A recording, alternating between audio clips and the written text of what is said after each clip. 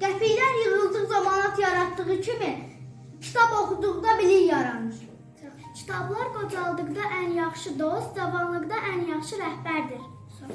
Sinif yoldaşım Məhəmməd, səni beynəlxalq kitab bağışlama günü münasibəti ilə bu maraqlı kitabı bağışlayıram. Çox sağ ol. Kitab toplamaq yaxşı işdir.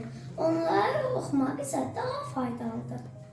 Yaxşı kitab çox qiymətli xəzinədir. Çox sağ ol.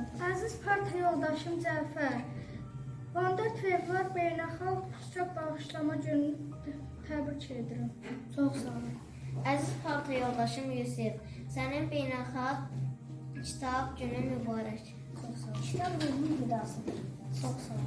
Ordu torpaqları kitab könülləri fəth edir. Çox sağ ol. Kitab ruhun qidasıdır. Çox sağ ol. Əziz parta yoldaşım Kamil, beynəlxalq kitab günü mübarək. Kitab ruhun qidasıdır. Buyur. Çox sağ ol.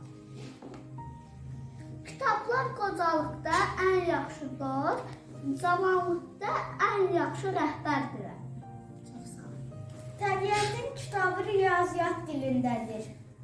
Çox sağ ol. Kitabsız böyüyən uşaq, susuz böyüyən ağaca bənzər. Kitab kimini şair, kimini alim edib.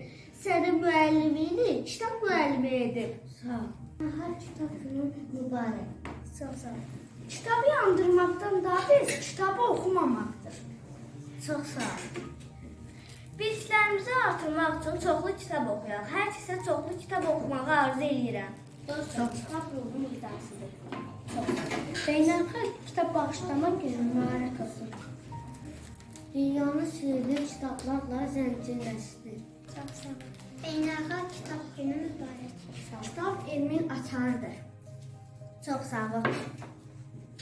Əziz parta yoldaşım Vahid, səni kitab bağışlama gününü təbrik edirəm. Çox sağ ol. Yunus, kitab bilik mənbəyi. Çalış hər zaman maraqlı biliklər əldə et. Çox sağ ol. Kitab qocalıqda ən yaxşı dost, cavanlıqda isə ən yaxşı rəhbərdir. Çox sağ ol. Murad, kitablar heç bir zaman solmayan bitkilərdir. Çox sağ ol. Kitablar oxuyamasan adamı qocadır. Çox sağ ol Murad.